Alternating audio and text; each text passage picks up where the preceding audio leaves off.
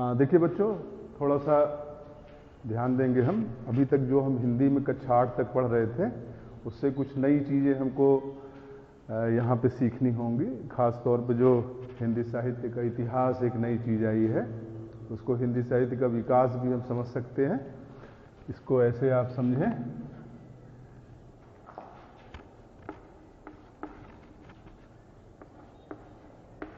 हिंदी साहित्य का विकास।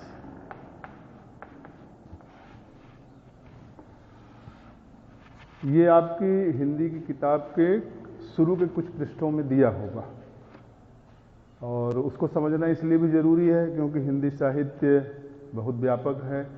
हिंदी साहित्य को दो भागों में विभाजित कर सकते हैं। पहला गद्य, दूसरा पद्य। यानी जो हमारा हिंदी साहित्य है उसका विकास या तो गद्य के रूप में हमें देखने को मिलेगा या तो पद्य के रूप में। अब ये दो चीज़ें हैं, इसको भी समझना जरूरी है। गद्य क्या है? जो बोलचाल की भाषा हम आपस में प्रयोग करते हैं एक दूसरे से वार्तालाप करने के लिए। किताबें जो हमारी ज़्यादातर साइंस की या और भी विषयों की जिसके द्वारा हम ज्ञान अर्जित करते हैं, वो सब गद्य होता है। और पद्य का मतलब होता है जैसे गीत रूप में जिसको गाया जाता है, सुना जाता है, गुनगुनाया जाता है, या जिसमें संगीतात्मकता, लयात्मकता होती है। दोनों में जो बेसिक अंतर है वो ये कि गद्य विचार प्रधान है, पद्य भाव प्रधान है। ठीक है, इसको हम गा नहीं सकते और इसको हम पढ़ नहीं सकते।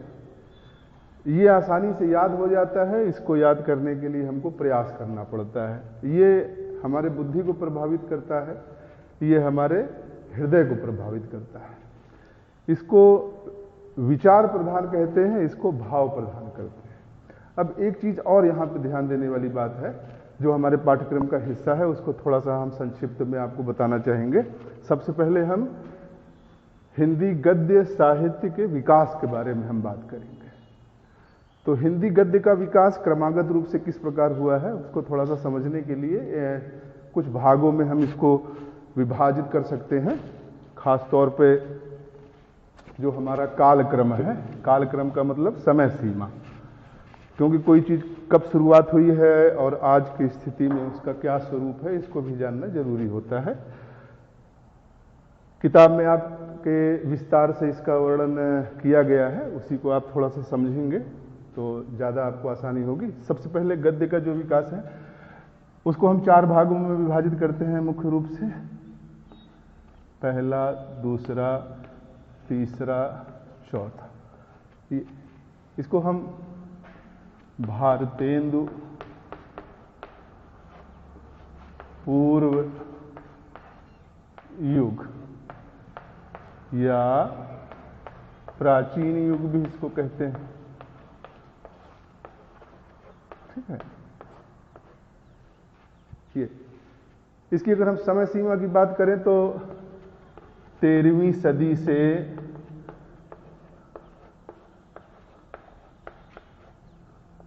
1868 ईस्वी तक, ये हमारी समय सीमा है।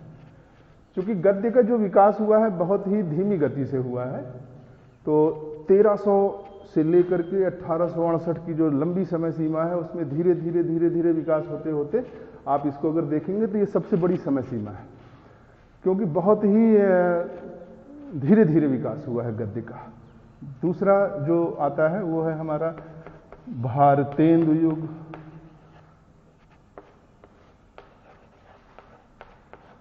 इसकी जो समय सीमा है, जहां से ये खत्म होगा वहीं से ये चालू होगा। 68 ईस्वी से 1900 ईस्वी तक। ठीक है, ये हमारा हो गया। तीसरा अगर हम कहें तो ये जो होगा ये द्विवेदी युग। इसकी जो समय सीमा है, जहाँ से ये खत्म हो रहा है वहाँ से चालू होकर के 1900 से 1919 ईस्वी तक, और इसी प्रकार जो हमारा अगला है चौथा, वो है शुक्ल युग।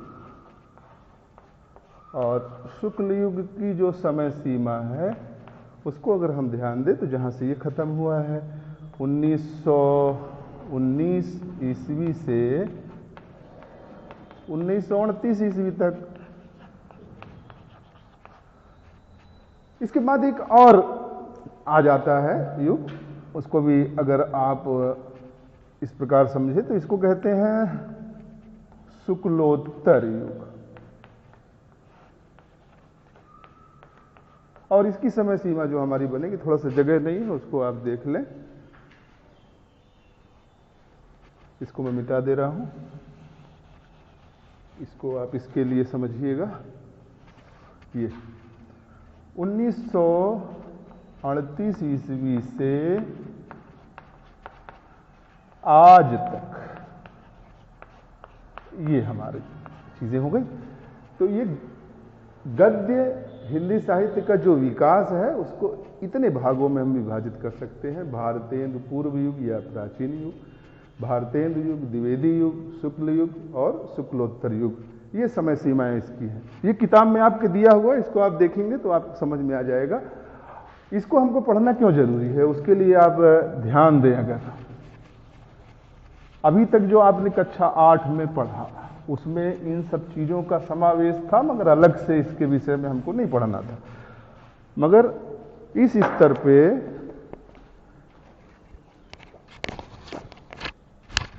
पढ़ना इसलिए जरूरी है, इसलिए हमारे लिए जरूरी है क्योंकि कक्षा 9, 10, 11, 12 इन 4 कक्षाओं में हमें इन सब चीजों को पढ़ना पड़ेगा। क्योंकि शुरुआत है आप लोगों की, अभी से अगर ध्यान देंगे तो बाद में कोई विशेष परेशानी नहीं होगी।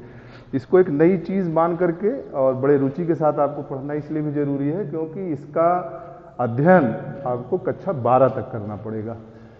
तो जो गद्य हिंदी साहित्य का विकास है, अभी हमने जो उसका नामकरण और उसकी समय सीमा संक्षिप्त में देखी, वो किस प्रकार से विकसित हुआ धीरे धीरे, उसको थोड़ा सा समझने का हम प्रयास करेंगे। तो जो हमारी पहले भारतेंदु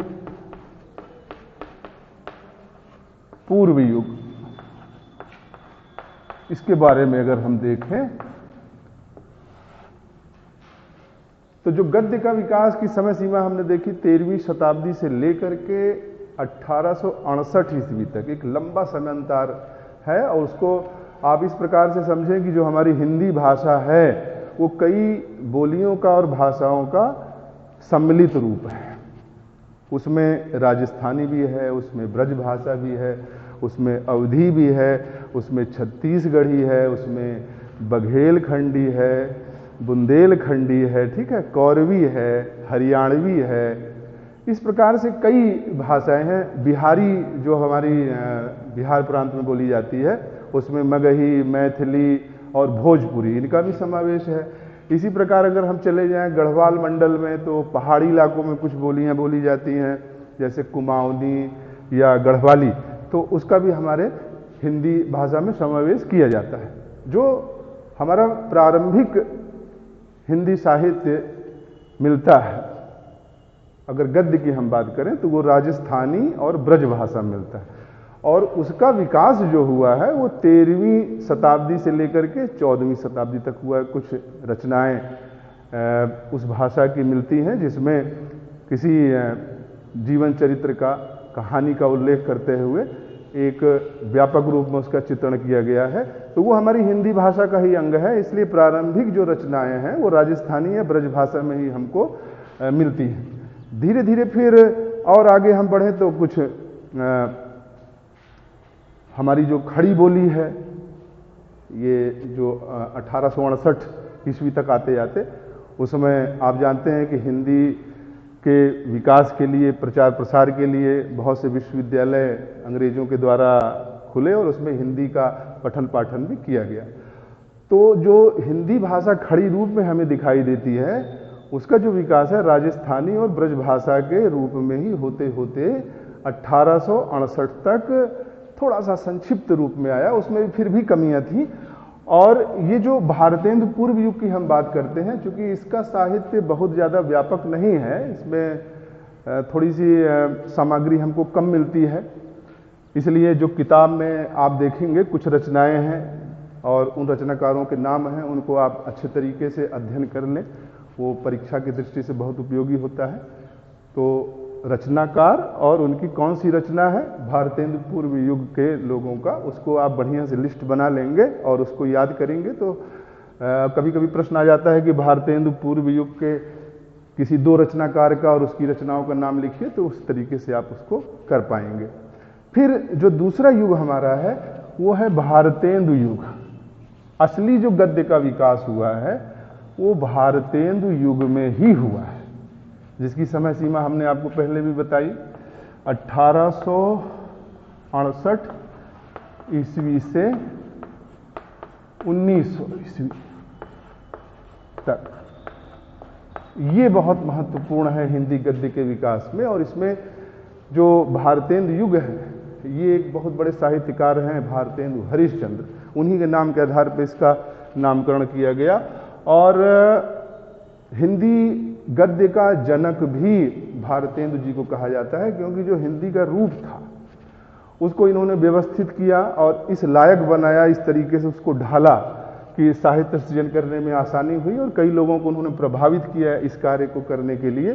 तो जो भारतेंदु जी का योगदान है वो अभूतपूर्व है, इसलिए उनके नाम के आधार पर ही इस युग का नामकरण किया गया और इसकी समय सीमा ये है। इसमें गद्य का व्यापक विकास हुआ और गद्य की बहुत सारी विधाएं होती हैं। विधाएं मतलब जो रचनाएं लिखी जाती हैं उनके कुछ नाम कहे जाते हैं, जैसे कहानी है, उपन्यास है, या फिर आत्मकथा है, संस्मरण है, रिपोर्टाज है, रेखा चित्र है, निबंध है, आलोचना है, ठीक है, डायरी है। किताब में सारे नामकरण दिए गए हैं, उसको भी आप अगर देखें तो आपको लगेगा कि अरे इस चीज़ को तो हमने पहले भी पढ़ा है, मगर वो उस समय की बात दूसरी थी, अब आपका स्तर थोड़ा सा ऊपर हो गया है, उसको ध्यानपूर्वक आपको मनन करना पड़ेगा कि जो गद्य की हमारी विधाएं हैं, कौन कौन सी विधाएं हैं, उस विधा से संबंधित कौन लेखक है और उन लेखकों की कौन सी रचनाएं हैं। कहीं से भी ये चीज़ें अगर मिले तो कम से कम एक विधा,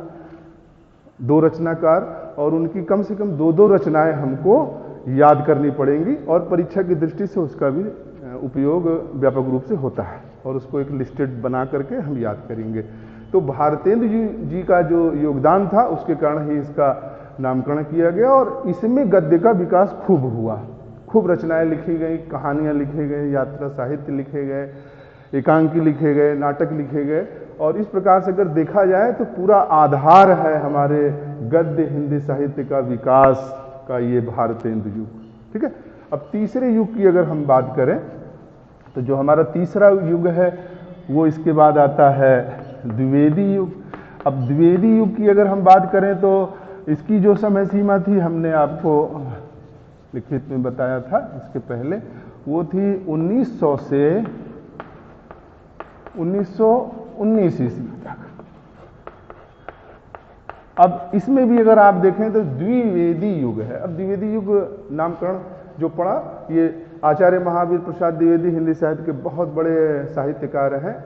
हिंदी में उनके योगदान को ध्यान में रखते हुए इसका नामकरण पड़ा द्विवेदी युग और इसकी समय सीमा आप देख रहे हैं 1900 से लेकर 1919 तक है।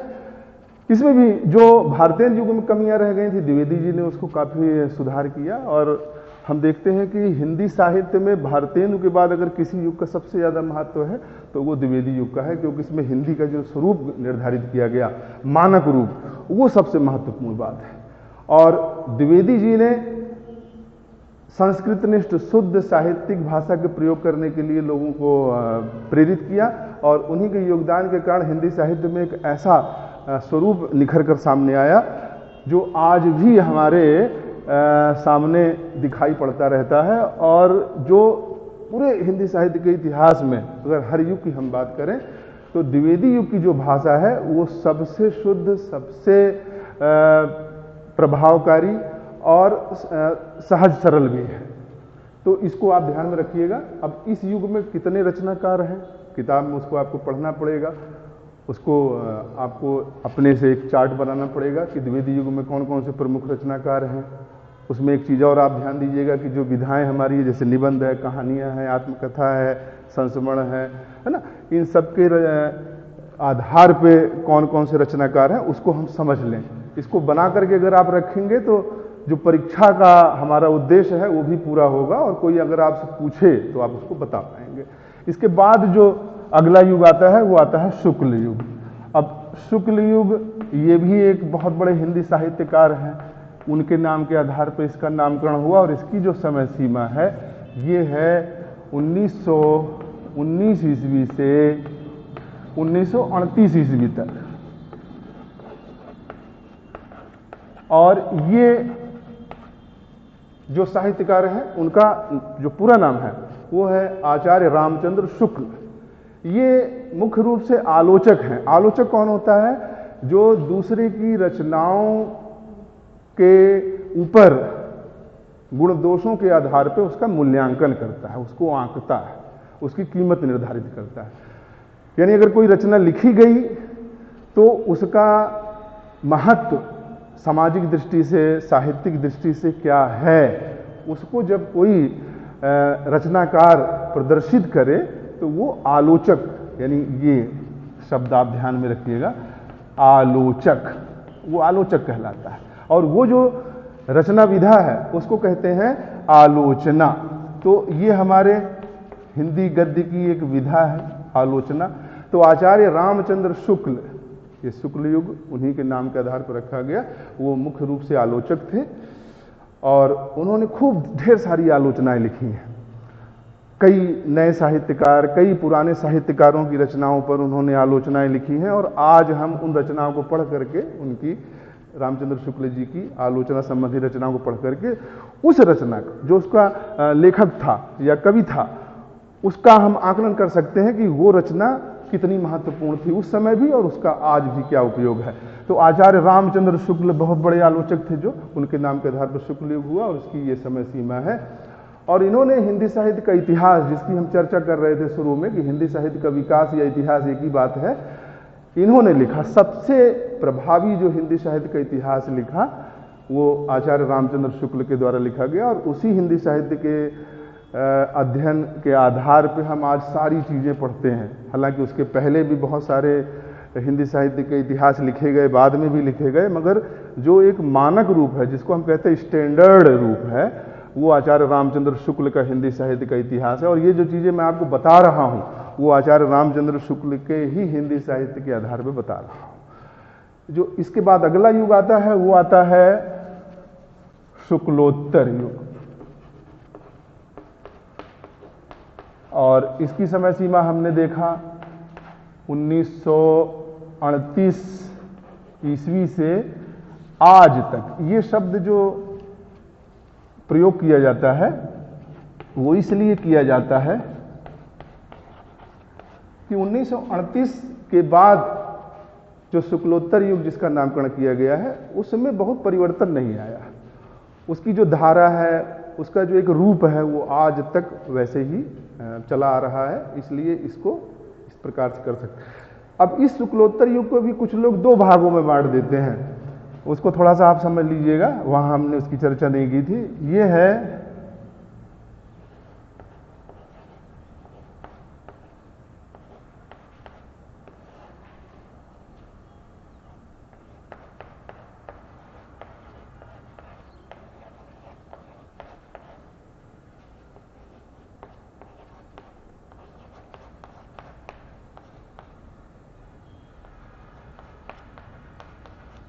ये स्वतंत्रता पूर्व युग और स्वातंत्र्योत्तर युग। इसका मतलब क्या है कि जो 1947 आज़ादी का दिन हमारा था, तो इसको जो समय सीमा है इसको हम दो भागों में विभाजित अगर करें तो स्वातंत्रता पूर्व युग का मतलब यह है कि 1938 से लेकर 1947 तक, और स्वातंत्र्योत्तर युग का मतलब 1947 से फिर अंतिम सीमा आज तक। इस तरीके से दो भागों में बांट सकते हो सकता है कुछ किताबों में जो आप लें उसमें ऐसा हो और कुछ में ना हो, तो इसको आप इसी तरीके से समझ लीजिएगा। 1929 के बाद का सारा समय जो हमारा है वो शुक्लोत्तर युग ही होगा।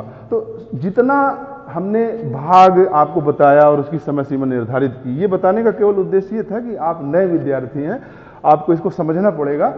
तो हर युग में कौन रचनाकार हैं, उनका नामकरण, उनकी कौन सी रचनाएं लिखी गई हैं, उसको आपको कंठस्थ करना है, उसको बढ़िया से लिखना है। हालांकि हमारे द्वारा भी समय समय पे आपको उपलब्ध कराई जाती रहेगी सामग्री, मगर आप अपने से भी कहीं से अगर खोज करके उन चीज़ों को संग्रह करेंगे, उसको बढ़िया से नोट्स बनाएंगे, तो वो आपके लिए उपयोगी हो सकता है। क्योंकि हो सकता है लंबे समय तक हम ऐसे क्लास के रूप में न मुलाकात कर पाएँ कि जहां आप हमसे प्रश्न करें और मैं जवाब दे पाऊँ या अन्य तमाम टीचर।